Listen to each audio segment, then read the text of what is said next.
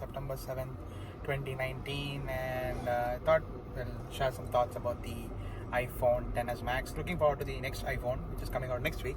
So before that, I thought I'll share some thoughts about the iPhone XS Max. I've been using for almost a year now, and the camera has been my favorite go-to feature on this phone. The kind of photos and videos, more than the photos, the videos are just phenomenal. I mean, photos, yes, the pixel is kind of unbeatable, but the videos coming out of this iPhone, man, I've been loving it. I was in the middle of a turbulent flight to Korea as well last year, and I think the phone camera was more stable than the passenger on the flight.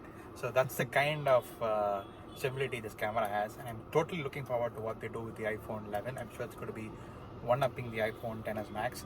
And the reason I also love the iPhone XS Max is because of the larger screen. You get a bigger viewfinder for your camera, and it's been my go-to camera for like shows I attend and take hands-on videos and photos of products. I mean, it's just so easy to just shoot it on the phone and upload it to Google Drive or iCloud Drive, and don't even need to actually use a PC to actually transfer the photos and videos. And another great feature I love on the iPhone XS Max is the built-in eSIM. So whenever I travel, I can actually use a travel SIM card which is sold by a couple of these companies, TruePhone, GigSky. I tried them out. I also wrote an article, I think link it below in the video, about how you can actually manage multiple eSIMs you can save on the iPhone XS and XS Max. It's a great feature.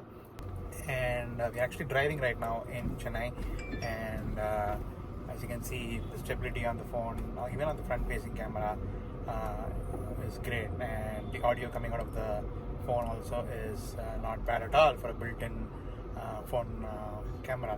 So I've been testing a lot of other phones as well, including the other flagships, including the Google Pixel, the Samsung Galaxies and whatnot. But something keeps bringing me back to the iPhone XS Max in terms of the video quality. So the XS Max has been a great travel phone, not just for the camera, but also for the other features as well, including the eSIM support or the wallet support. I've used Apple Pay in the past. Also recently I was in Beijing. I did see that even the subway system, the metro, supports addition of that metro card to the Apple Wallet. So you can just use your phone to tap and pay for the metro access. And I also mostly keep all my boarding passes if the airline supports Apple Wallet.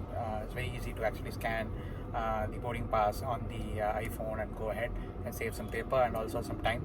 And another great feature is the kind of the battery life you get on the iPhone XS Max has been phenomenally good. Thanks to iOS as well, very good optimization. I keep running the latest beta, but for some reason I don't even feel it's unstable or whatever. This is just I think even a dev or a public beta. I never wait for it to go like kind of launch commercially or go to consumers. I always keep installing it the moment they keep warning you, saying it's not meant for like widespread usage. You need to be aware of the risk. Your phone might crash. Yes, you see the occasional crashes and everything, but okay, we're going to see some of that OAS in action now as we get into a bump. So we also have Bharadwaj here with me riding along. Hello. With his shiny bald head. So yeah, and so we just thought we'll kind of prepare some content. It's been a really long time since I uploaded any kind of content to VarunKrish channel on YouTube. So make sure you hit that subscribe button and hit that notification icon. This is some kind of magic Apple does. I think it's something to do with their roots in Final Cut and the old legacy of movie editing and software they've made in the past, and also Hollywood using a lot of Apple gear. They also hired Nokia's camera experts. Yes, some of Nokia's camera experts also joined from the PureView team. I think from the old and yeah, they did manage to hire a lot of talent from Nokia, Samsung, and the big wigs from the yesteryears who made Nokia. I think even made OAS even before OAS was a thing back then.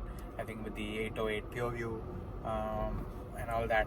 So I think we can really look forward to some even more amazing camera performance from the iPhone 11 coming out next week. Is it? I think September 10th. Yes. So it's coming out really soon, and you should definitely check out some of the samples we have got with the 10s Max.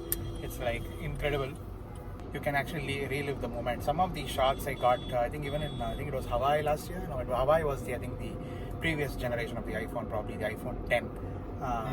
But the iPhone 11, iPhone 10s Max, I think I got some current content from New Zealand, and also some of the shots I got of being in an aircraft. I love being on an airplane, so it's like amazing to kind of relive a takeoff or a landing or flying through turbulence, because those are things you can't really, being on an airplane window seat on a clear sky day, it's a pretty rare sight. Or even being in turbulence, I mean, it's not very comfortable, but then looking back at it, it's fun.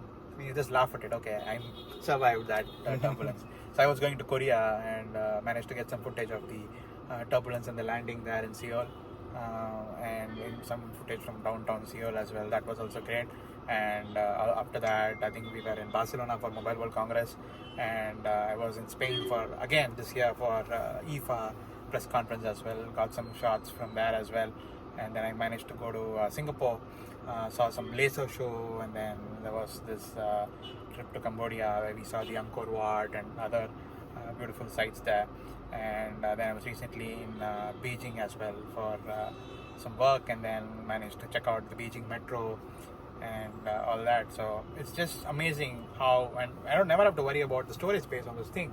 It's got 512 gigs. I'm sure Apple's going to up it to like 1 TB this year, and it's amazing how you don't have to really worry about storage. And with the new iOS, you have the file manager, so you can actually upload to Google Drive, iCloud, OneDrive, and all that. So I was just sending footage from my phone to these guys, Bharadwaj and team in India, from just my iPhone, and I didn't have to really bother. Really have to go near a PC or something. And with all these restrictions in China with respect to content, that's another point I want to bring up about the iPhone. So when you use an Android phone and travel to certain countries, especially China, which is known as the Great Firewall of China, for those of you who don't know, Google is blocked, WhatsApp is blocked, Telegram is blocked, and pretty much any site which is popular, like even YouTube is blocked there. So how the hell do you get content out of China without using a VPN? Using a VPN or something. I don't really like using VPNs because you're breaking the law. So the best thing is use an iPhone, because the beauty about the iPhone is Apple kind of is one of the biggest players in China, so they conform to all the rules and everything. So the iPhone works flawlessly. Even maps, I could get directions like very easily, and even in English. So if you use those local apps in China, sometimes you have to kind of learn Mandarin or use Mandarin, which again I know zero Mandarin, so it makes it really impossible to navigate. But if you use an iPhone, you get directions in English. Everything works, and also there's no kind of blockage or anything. Everything works. Safari works. Just that if you want to use sites which are blocked, then again you have to use a VPN. But then I was using iCloud Drive and OneDrive to upload files, and these are even Microsoft services, by the way, work perfectly fine in China. I mean, I think my kind of my loyalties are somewhat divided between the Pixel and the iPhone 10s Max whenever I travel. So I carry both. So, but Pixel for stills and iPhone for video. Is it Pixel for stills and iPhone for yes, video? So that's what I've been doing of late. So I use the Pixel for like still photographs, and I've had a terrible experience using the Pixel 2 and 3 for video. Really bad video quality, and I've missed some really pristine moments trying to capture it with the Pixel. The iPhone aces, especially when in like dynamic lighting conditions, the Pixel struggles, whereas the iPhone really aces it. And even the stabilization has been bad compared to the I think it's something not just to do with the Pixel hardware, but something with the underlying operating system also. I think the iOS, the kind of processing for the video it does, it feels somewhat superior compared to the Pixel's handling of video, Android's handling of video. Yeah. So that's what I think. But then what happens is I carry the iPhone, and then most of the times I forget to take out the Pixel. So I've been using the iPhone more and more. But then if I'm not doing a lot of video, then I think I stick to the Pixel. Another reason I use the Pixel is because I use Google Fi, which is Google's roaming service. Right. So sometimes, if I need roaming data, I do use the Google Pixel. But the beauty about Google Fi is also gives you a additional SIM card as well. So I can actually use it on the iPhone as well now. So Google Fi now supports iPhone and other devices as well. So I don't really miss not being on a Pixel device when I'm on an iPhone, except for that camera. If I need that kind of processing, image quality, especially very, very low light, the iPhone really is bad for low light camera photography. I have to admit that. It's just sometimes really dismal.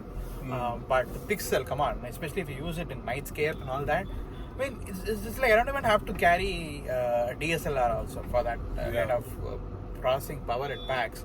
It's just amazing, the Pixel. And also I'm a little paranoid about using banking apps on Android. So kind of use some of those on an iPhone. And also with some of the other, I think games definitely run better on the iPhone. Yeah. So tend to use that a lot for gaming. And also I do binge on Netflix while I'm traveling and tend to download it offline on my iPhone. Battery life is also better. Yeah, battery life seems better. Also partially because I use multiple devices. So I have the OnePlus 7 Pro now, the iPhone XS Max, and the Google Pixel 3. So my usage is divided between these three devices. And my to-go phone for calls is obviously the OnePlus 7. But my entertainment device is probably the iPhone XS Max. That's because of the Truecaller, isn't it? Yes, so that's another reason. Truecaller still sucks on the iPhone. I think Apple should just buy Truecaller and make it part of iOS. I mean, their iOS experience is nowhere close to their Android experience. Yeah. I just wish it gets better. Let's probably wrap it up then, and just say that we're looking forward. We'll probably make one after the new iPhones are announced and after the Apple event. I have to admit, I am partly an Apple user, call me a fanboy also. I'm also an Android fanboy, if that also counts. So I think I'm a divided fanboy in that case. You're a tech fanboy. Yeah, so I'm more a fan of the tech than a brand. So anybody makes great products, I do use it and talk about it and recommend it. So, I mean, every product, I mean, it's not like in this phones or tech game, it's not like one size fits all. I mean, people have different needs, people have different budgets, people have different ways of using technology, and if something works for you doesn't really mean it should work for somebody else. I mean, so consumer is a king these days. I mean, we have so much of choices in terms of products. Come on, I mean, I think we'll probably hit the beach, say hello to Marina Beach, and then see the lighthouse, and then head back. Yes.